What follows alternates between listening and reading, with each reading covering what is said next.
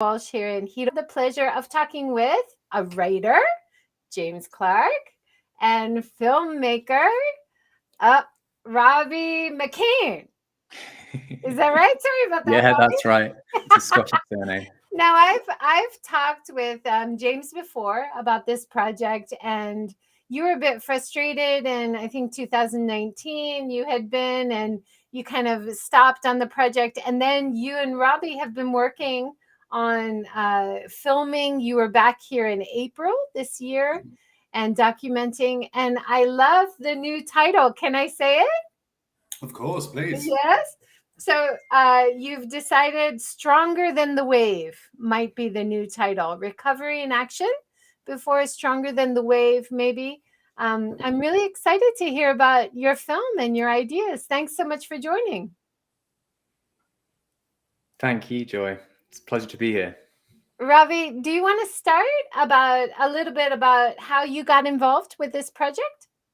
Yeah, sure, absolutely. So James and I met because James was looking for a collaborator to help make a documentary about the area because he'd already been to visit it. So he had a bit of knowledge about it already.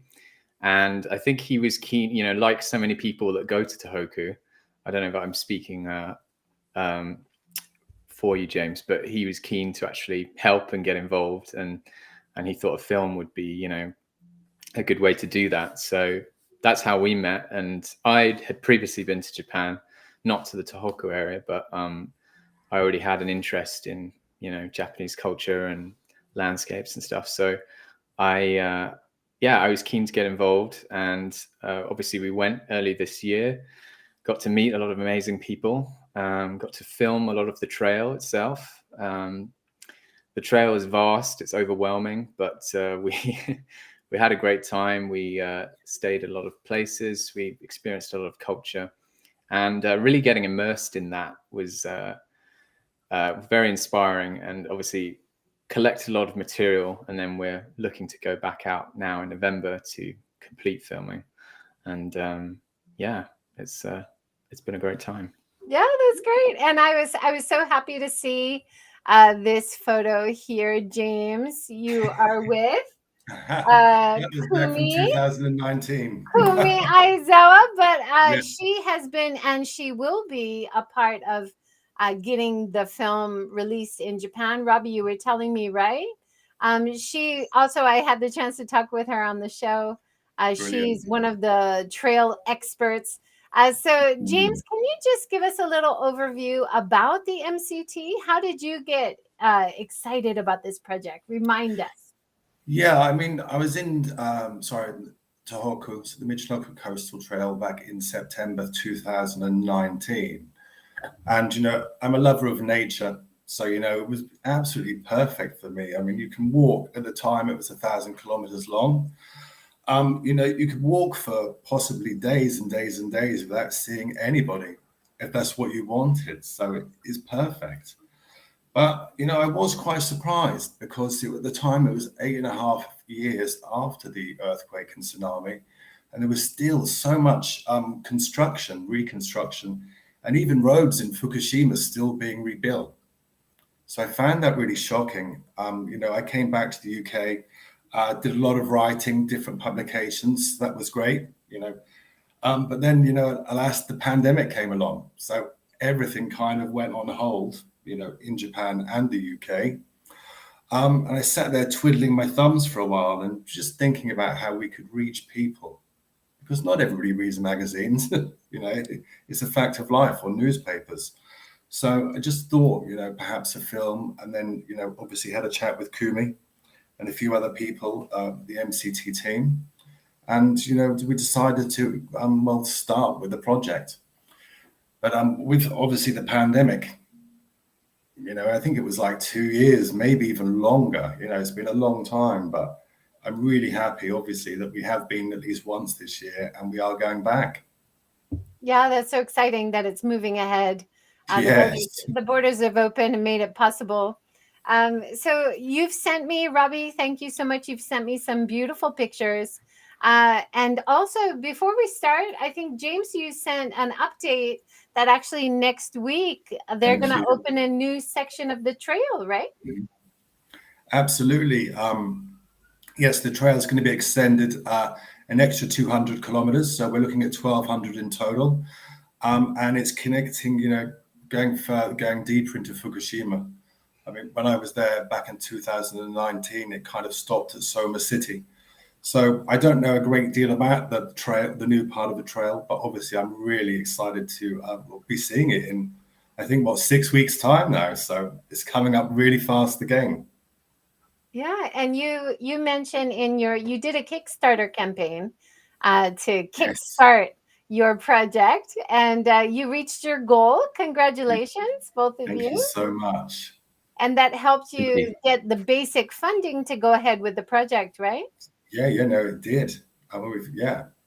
So we're extremely grateful. It's crowdfunding's quite a stressful experience. I'm not sure whether I want to put my hands up for it again. There was a lot of sleepless nights, but we got there, so it's wonderful. That's great. And I was checking, you had 50 backers. That's fantastic.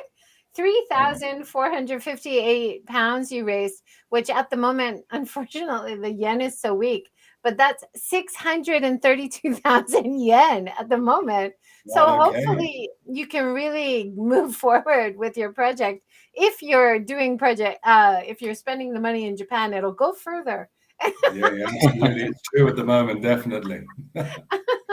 Now, looking at this picture I got from Robbie's Instagram. Now, both of you are active on Instagram. Is this at the start of the trail this year?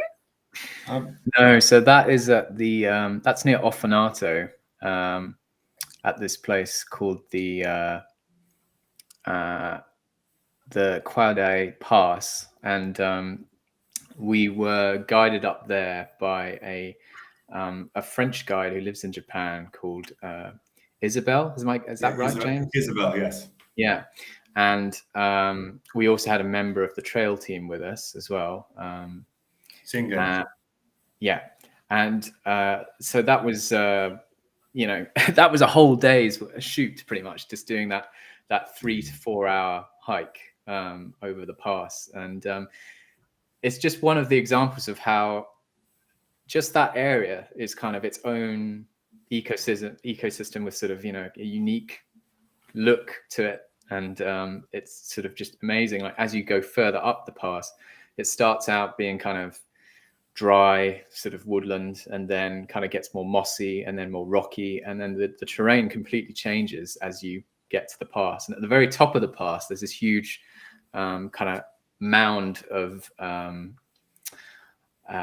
just sort of carvings that marks the sort of the traditional sort of feudal boundary that was in that area. And yeah, it was a great place to shoot. I was really happy to read on your descriptions that Kumi had been setting up guides and locations and helping you navigate what you were going to do. How much of it did you end up walking? Well, yeah, I mean, we walked every day, probably for maybe 2, 3, 4 hours every day. With the filming, etc. Sometimes it more, could yeah. take a lot longer, of course. Takes time, yeah. Let's go through some of the photos. You guys can comment on what we're seeing. I'll just follow through the numbers that you sent me. So this one is at start. Yeah, that's near Onagawa in a place called Ogatsu. So it's one of the areas that was very heavily affected by the tsunamis. There's been a lot of rebuilding there, and they've moved a lot of the town further up into the hills, particularly like the residential buildings. So we were just sort of passing through that area. And this is Shiogama. So that's just the foot of the Shiogama shrine. You can see the steps going up behind. And that was a beautiful place. And we actually got to see and film a outdoor ceremony where they had a sort of portable shrine that they were actually pushing up the stairs, like huge crowds of people. Oh, wow. So that was really amazing and special to see. And that's Shiogama Shrine again with the cherry blossom.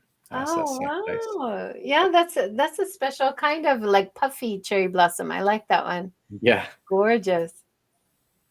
Yeah, again, Shiogama Shrine. So some beautiful, beautiful colors there. These were all taken on a medium format Mamiya camera. So not only making it hard on ourselves carrying the filming equipment, we were carrying huge stills camera as well.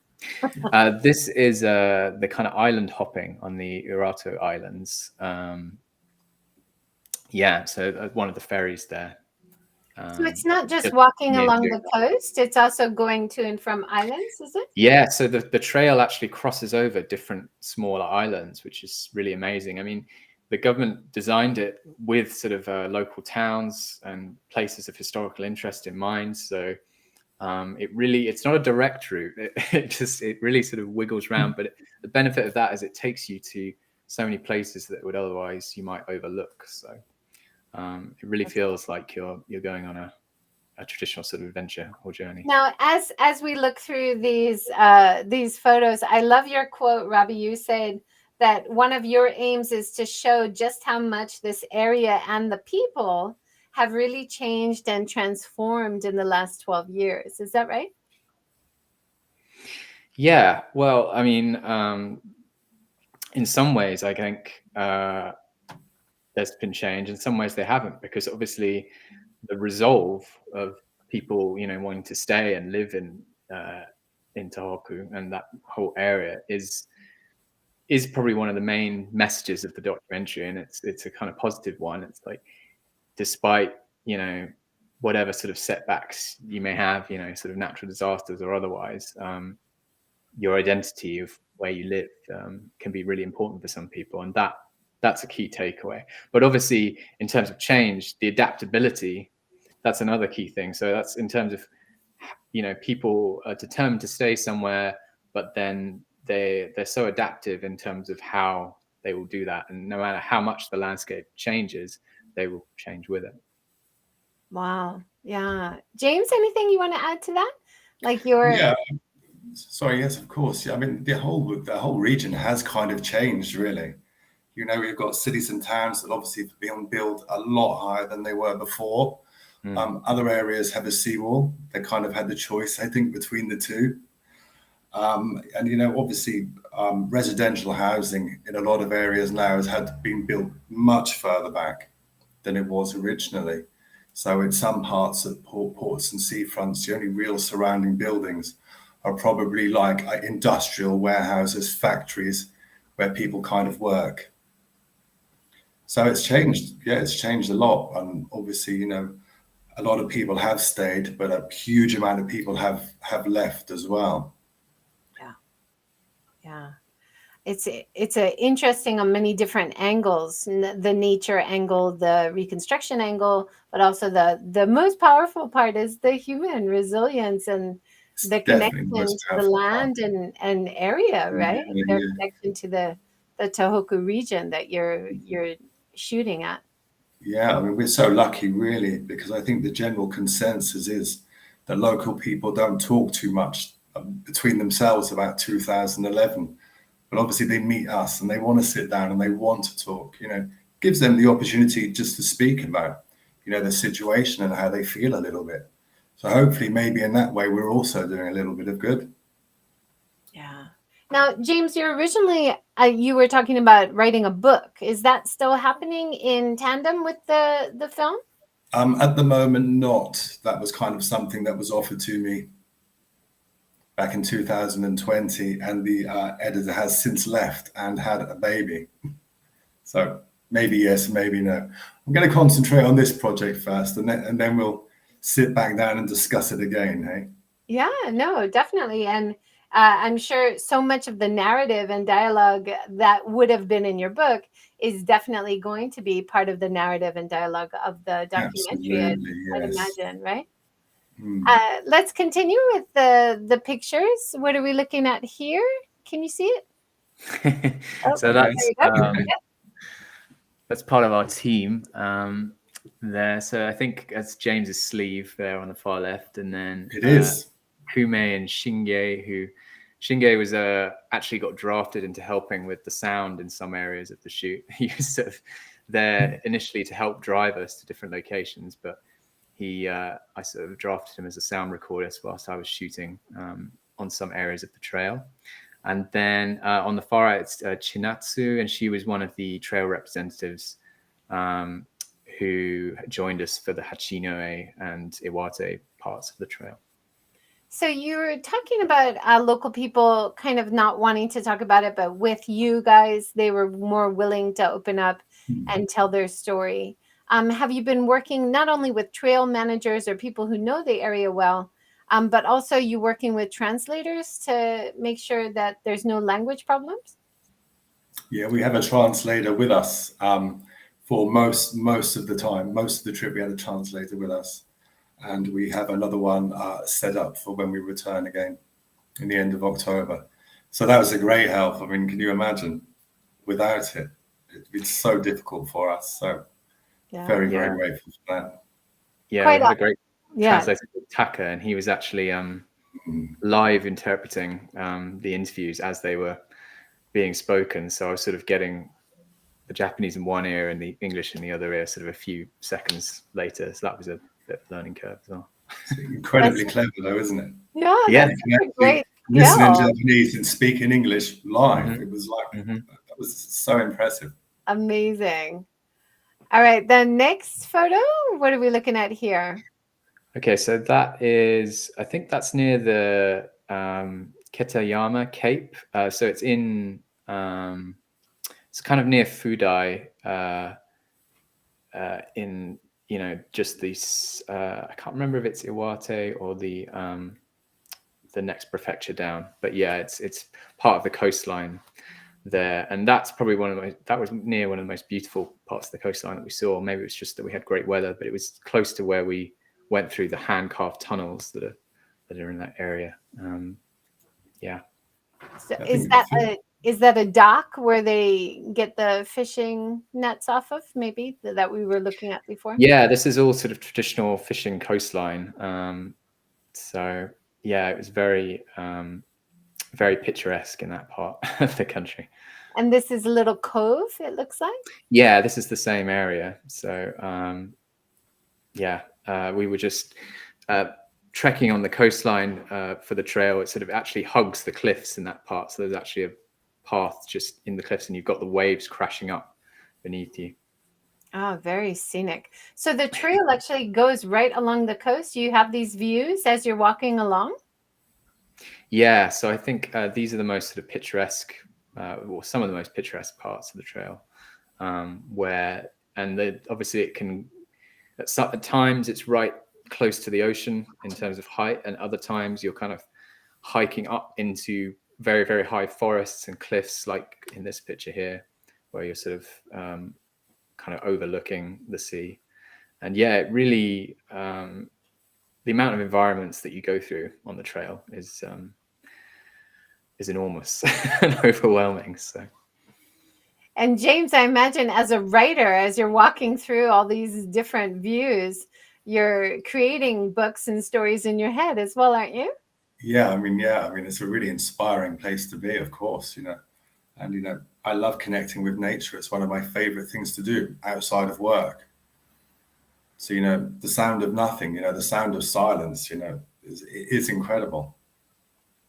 Now, it looks like there's some with road access, like some of the pilgrimage trails around Japan.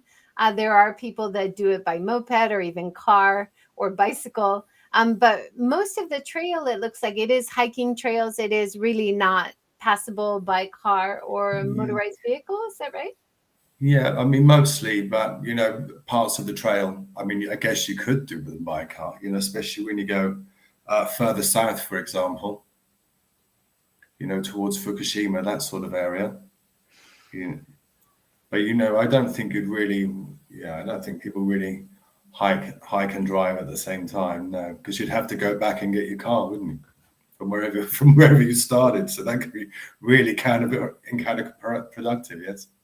Unless you have a support vehicle, maybe for people that want to do the whole thing, maybe. I don't know. Support vehicle like what we had. Did you have people driving along with all your gear? And where did you stay along the way? In small villages? Yeah, we stayed at a different place every evening. So generally pensions, occasionally business hotels as well. But, you know, that was, I mean, especially the pensions, for example, the guest houses. I mean, we got to meet the people that worked there, the people that owned it. You know, they wanted to sit down with us and explain to us, exactly what we're eating. It was amazing. And their history, what's happened in their lives, obviously back in 2011 and since. But it's incredible because everybody we met was happy, very, very lively. The whole concept in my mind of Japanese people being shy was completely blown out of the water. I think out of the 100 people we met, I probably only met 2 shy people the entire time I was in Tohoku. That's amazing. Yeah, absolutely. And you were there in April, May. Now you're going back in November.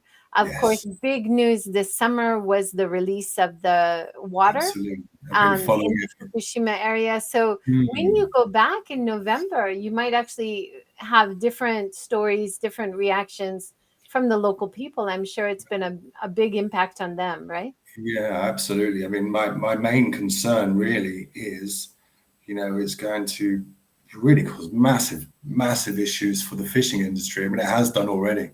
I was reading the news 2 days ago. So I'm just hoping that somehow, the Japanese government is somehow compensating these people. Because if not, what do they do? Fishing was what they did. It's what they had. So I'm not sure what the government's doing or if the government is doing anything, but fingers crossed. And yeah, I'm sure, people will want to talk to us about that. Yeah. It's such an important part of identity and sense of place. It's not just a job, right? It's so much more than that. I'm sure you heard stories about that kind of feeling from local people while you were there, right? Yeah, definitely. Looks like a nice Pebble Beach we're looking at? Yeah, so that's again on that same stretch, not far from the Kitayama Cape. So a lot of these areas, when you go back later on Google Maps and try and find them, you can't really find them. They're sort of just there because a lot of them aren't necessarily prime destinations yet. It's still quite new, the trail. So we were really lucky that that's near Jodagama Beach. That isn't the beach itself, but that was a smaller beach that we went to afterwards to do some interviews. But we were really lucky in the sense that we had Kumi, who was kind of our eyes and ears whilst we were there the whole time, kind of curating where the best spots were. And obviously, we were privileged to be hiking in the kind of most beautiful parts of the trail, where large stretches of it are, just sort of, you might have to, walk beside a road at some point to get to the next nice part. But obviously we didn't have to do that. We were very lucky. Having that local knowledge is really valuable, right? I think we would have found it near on impossible without it, because my sense of direction is quite appalling. I'm not sure about yours, Robbie, but I would imagine it's pretty similar to mine. And Google Maps is not going to work in some of these really, really remote places, is it?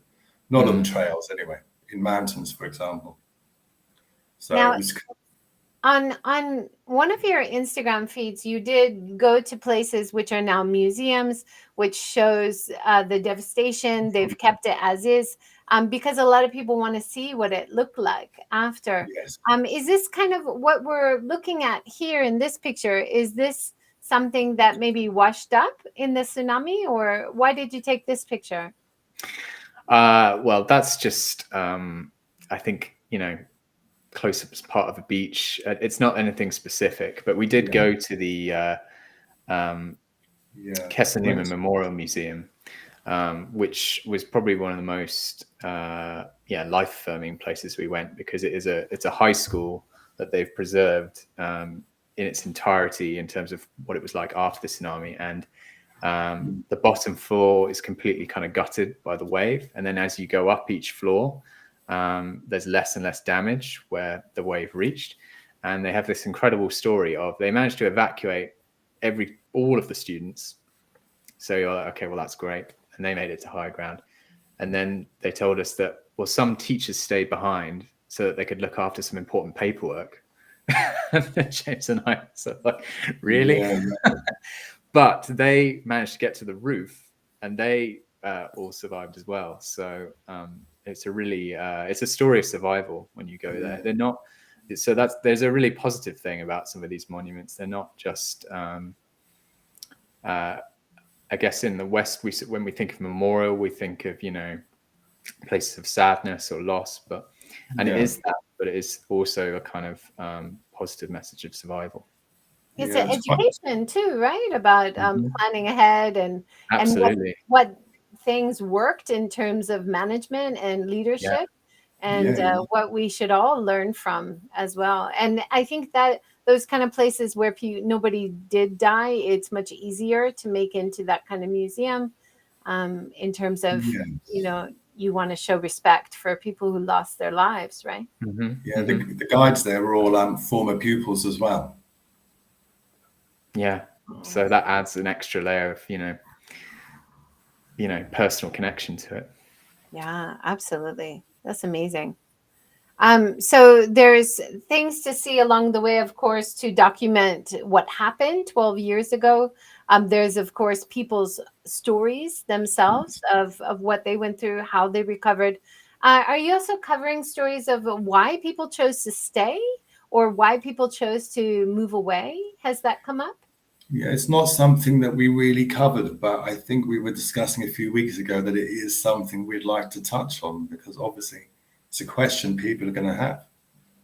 And the average person in the UK is not going to have any idea of why. We'd be like, well, surely you'd move, right? Yeah, it has come up. Simple, is it? Yeah. It's come up sort of indirectly, not necessarily directly, but in people's stories that they've said, where they've described losing everything, and then still choosing to stay here. It's sort of, it does come up in those ways. It's like, well, you can see that person has elected to stay here despite everything they've been through. So yeah, when I went to Fukushima this year, and we passed by one of the evacuation zone areas, and there were these huge, beautiful murals in the town. Even though it was evacuated, they wanted people who saw it to remember the people who own the land, who live here, who want to come back. And I thought that was so powerful, a way to show that human connection to the story. It's not just about the damage or the magnitude, right? It's not just the statistics. It's the humanity of what was wrong. I think recently people have started going back to parts of the area. So hopefully we'll get to see some of that while we're there as well. That's really interesting, isn't it? Yeah, I'm sure. So continuing on the coastline, other beaches, it looks like? Yeah, so again, that's also near Jodagama Beach. It's not the beach itself, but it's a smaller beach nearby. And again, that's the same location. Yeah. A lot of these were just sort of when we had a brief moment to get to get a picture. How long did it take them to make this MCT, this Michinoku Coastal Trail? Because they must have had to do a lot of work, right? A lot of work. I mean, since I can't be exact dates and times, but when the idea came about, and then they had to obviously get a team together. Then they had to speak to people that live in the area, because some people might not want it. They had to convince people and plan with the local people the route, the actual route itself, because the idea really is for everybody to benefit from it. If you're not benefiting from it, you might not be all that interested in it. So it's worked really well. So you get a whole real community feel while you're walking through some of the villages, towns, and cities, because people are involved. For example, the day I left Japan, 2019, there was quite a large typhoon, and it caused a lot of damage on the trail, which was terrible just a few months after it opened. But, as well as the staff, local people got involved and helped. Make the route walkable again. So everybody's involved. Yeah, and some places sort of obviously, they feel very old. They've retained a lot of the original features, and some feel very new and almost futuristic. Like Onagawa, for example, which was completely destroyed, that's been sort of entirely rebuilt and feels like a town from the future almost, because of the way it's constructed. It's, you know, built sort of higher with kind of all these drainage canals specifically to combat future tsunamis, and all of the built urban planning is very like smart and contemporary, and it's actually a case study model for how to redesign, you know, towns for internationally for our post disaster. So that's somewhere where, you know, it has a very, very different feel to other places on the trail, but you get the full gamut because the trail goes directly through it. That's such a good point, though, isn't it? That this is not just about Fukushima area, Tohoku area, and Japan. This is something that we're experiencing worldwide with climate change and the rising oceans and more severe storms. Yeah, so every week. How are they an example for the world, right? Yeah, unfortunately, absolutely. but yes, definitely. Yeah, well, that's really powerful. It's great to see that they're investing so much in developing this area. Now, this colorful set of buildings has a great story, right, James? I remember you talking about it when we talked last time. Do you want to tell us about it? Oh, sorry. Yeah. We were lucky enough to go back again. So that's the place that Whitey built. So it's for people, you know, really for hikers to stay, sleep for the night. You know, there's beer in the fridge. There's kind of a restaurant not too far away where you can go and drink beer and eat. We actually interviewed a hiker who was staying in the house whilst we were there. And then hopefully we'll get to chat to Waichi himself when we come back. And didn't he build it out of claimed materials from after the disaster? Yeah, everything there was left over from the town that was there. So including the furniture inside as well, because, you know, obviously people didn't have a home. So what was the point in keeping like the sideboard and the table, for example? And also a lot of volunteers went over, you know, helped them paint it, you know, make it the kind of lively, slightly flamboyant place that it is today. It's lovely. I want to visit someday. You should. You can come with us in November. Yeah. Oh, if I have time, I would love to. What are we looking at now? Is this a big seawall, protection wall? Yeah, so that's just across from Waichi's house in the kind of Ofanato area. And yeah, that's just an example of one of the seawalls that they built. They sort of vary in age. Some were built, I think, pre 2011 tsunami, and some are post. So I think that might be one of the older ones. But yeah, the people you talk to, the local people, how is their feeling about it? Do they feel more protected, or in some places they feel a bit lonely because they can't see the sea or the coast anymore? There's kind of both sides of it, isn't there? A lot of people that we spoke to are not particularly happy about it because, you know, it takes away their view. And they showed us pictures of what it looked like before, and now they've got this wall. So they're not so happy. But, you know, there's a very good chance that in the future, you know, it could save your life. So it may give you an extra 6 minutes to get up high when the waves are coming. So, you know, 6 minutes doesn't sound a lot, but it's better than 6 seconds. Yes. Yeah, I mean, it's obviously they're very utilitarian in their construction. They're very bulky. They can feel quite oppressive to some people. I believe we heard when we were there that different towns were offered to have the seawall, and if at least one person said they wanted to, then they were obliged to build it. Yeah.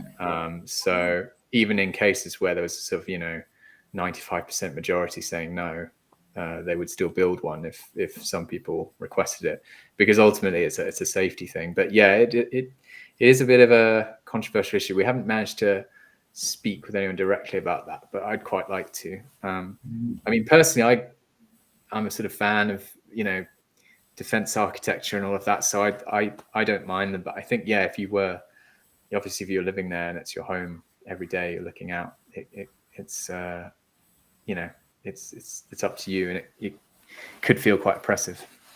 Yeah. I'm sure there's really interesting stories on both sides of that argument. Look forward to hearing about that from you guys. This is another colorful little food truck, is it?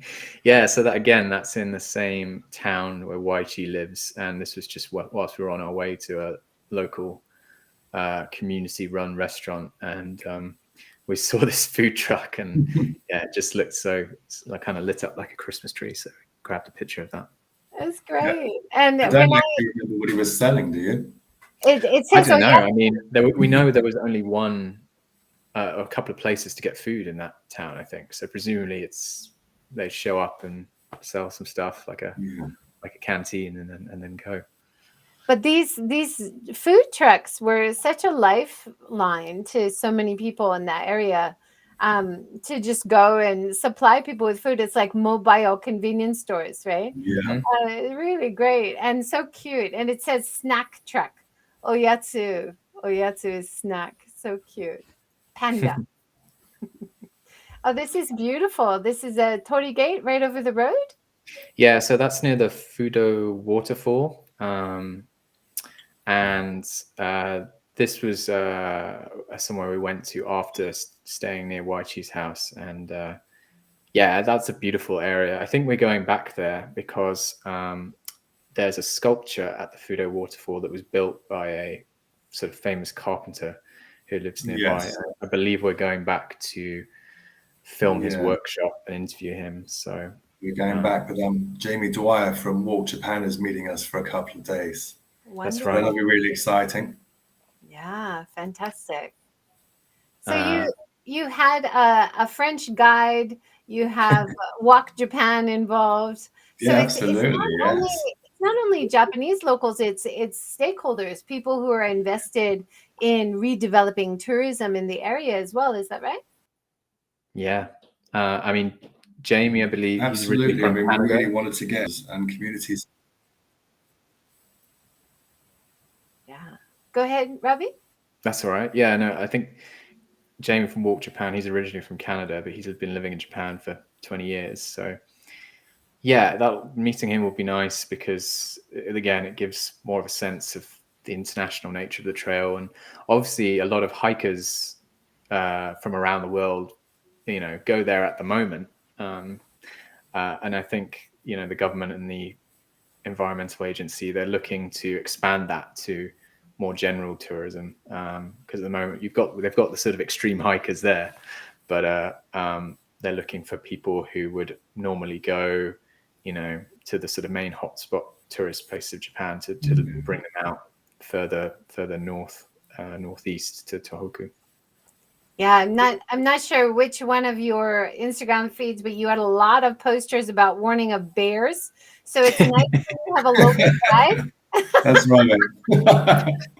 I mean, yeah, they were quite minor warning. Obviously there's a lot of signs. One thing I love about Japan is that they love signage and signs everywhere, because the UK loves signs as well. So we like to connect on that. And yeah, some of those anti-bear signs were very funny. And people wear bells, obviously, to ward off bears, but they're quite small, I've heard, in most parts. So I think they're small compared to us, but not necessarily small compared to Japanese people.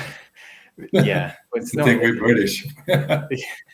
It's still a bear. You gotta be aware of the bear. Yeah. Absolutely. And you guys were there. It's kind of a late cherry blossom time in that northern area, isn't it? It's lovely because you can catch it later than other parts of Japan, right? Yeah, I mean the cherry blossom wasn't great while we were there. It took us a few days before we actually saw some. I think this might have been the first cherry blossom we saw, actually. No, we climbed up quite high to get to it. I think this is at Mount Tatsugani. So this is our last day of filming. Oh, right. Yes, thank you. And that was very, very high up where that cherry blossom was. So, but you're right, James. It was kind of, we did see some at Shiogama at the temple, but I can't think of any more off the top of my head. But yeah. Yeah. I don't think that. Well, I'm excited to see your next photos because when you go in November, you should be seeing a lot of autumn colors, and that area is wonderful. Famous for autumn colors, right? Yeah, that's why we chose it. Smart. Yeah, when we spoke to the mayor of Naturi, who we were lucky enough to interview, he that's also Mount Tatsugani, these photos there.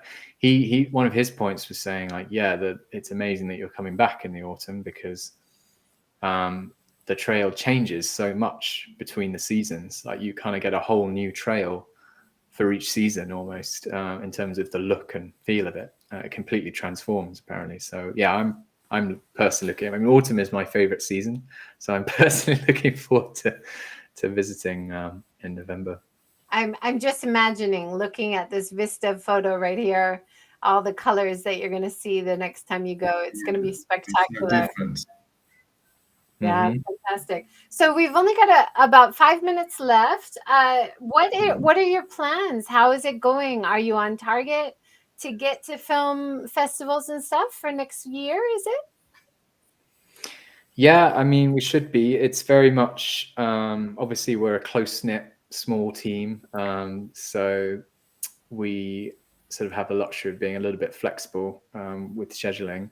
But yeah, we're hoping to try and sort of wrap up the editing early, next year, and then be submitting it to the festivals for 2024, and then, depending on that, and sort of if we sort of have any kind of distribution, then we'd be looking for release after that. So probably late 2024, 2025. But we probably will have some industry screenings before then. So possibly, we'll probably have one in London, a few in London, and maybe some in Japan as well. That sounds exciting. And if people want to follow and support your launches or any previews and things, how can they find out about that? It would probably be better if you Instagram Robbie, because my account has been hacked. Oh, no. So you don't want, yeah. I meant to mention that earlier, but I didn't have time. But yeah, my account has been hacked, so probably don't want to be going anywhere near that at the moment. You might recover it. Yeah, just some advice. You might have a new one. You might have a new one. Maybe. But yeah, we will have a new one probably for the film with the new title. So I'll post that on my Instagram as well. Yeah. I'm more than happy for you to give out my email address to anybody that asks for it. Okay, great. Yeah. Absolutely no problem with that at all. So if you're interested, you can write it in the comments below, and we'll make sure to get it to James and Robbie. Anything else you guys wanted to mention before we sign off? Thanks so much for joining and sharing your insights. I'm really excited to see the preview. Yeah, no, I'm very excited as well. As I said earlier, it's been a long time coming. We've been planning this for quite a few years. So it's kind of surreal, really, arriving in Japan in April, getting off the plane and thinking, oh, wow, we're here. And also, wow, I'm really tired. but that's a whole new story. That's a different documentary, of course. Yeah, I mean, we should probably thank a few people, like obviously Kumi, we've already mentioned, for all her hard work, and her team as well were incredibly helpful. Also, the Ministry of Environment in Japan, they've been very helpful to us in terms of providing guides and also some funding for the November portion. Japan Airways, they helped us with tickets for the first trip, and they actually came to meet us in Naturi. Had four people from Japan Airways came to meet us, which felt very privileged. And they were keen and very passionate about the project. Yeah, I'm sure there are many other people, but also if anyone knows of any companies or anyone who wants to get involved, just to help basically promote and spread the word. That's kind of what we really need help with going forward, is putting the word out about the project. So if anyone knows of any companies that want to, whether they be Japanese companies or UK-based companies that want to tie it in with some kind of corporate social responsibility initiative, then we'd be very happy to talk to you about that. Yeah, great, because it is such a great project, and you're supporting the people in the area, trying to rebuild and getting the ideas out. That is such a great place to go and visit and support as a tourist, as a visitor as well. So that really helps the local economy and the rebuilding Yes. as well, right? Yeah, absolutely. Yeah. I mean, if you're a tourist from, you know, Europe or from America, you should definitely be considering Tohoku, because it's you're not, you know, the primary selling factor for me is you're not going to be running into lots of other tourists. You're going to be out there in very authentic Japan, you know, eating very authentically, and it's a real experience. It's completely different. Very welcoming. Everybody talks about the locals being so welcoming and really absolutely. friendly. Yeah. And it's so beautiful. And it's really not hard to get to from Tokyo, right? No. Yeah. But a lot of people are under the impression that it's so difficult to get to, isn't it? No. I mean, I'm currently working ELT School of English. Got an office in London and an office in Tokyo as well. So I'm teaching with them. Nearly all of my students haven't been to Tohoku, and you know, because they think it's too far away, it's difficult to get to. I'm like, well, the Shinkansen. Yeah, you can go to Sendai, Hachino, get the local train to Matori. It's really only like 2 or 3 hours to get to the area, right? Yeah. Amazing. I think maybe what people are worrying about is that when you arrive, say in Sendai or Hachinohe, then how do you then move? You know, how do you move? The bus services maybe not be great. Perhaps the train services aren't great. You know, if you live in Tokyo, of course they're not great. I mean, it's just the way you're going to see things, isn't it? You might have to wait 10 minutes for a train. I know that's a lot. Yeah, we've been living in London for years, so we're exactly the same, right? And I'm living in the train's 30 seconds late. Yeah. Well, thank you both so much. It was great talking with you. And everyone, thank you so much for joining. Thanks, everyone. Have a great night. Take care. Nice to see you again, Joy. Bye-bye. Bye. Thanks. Bye.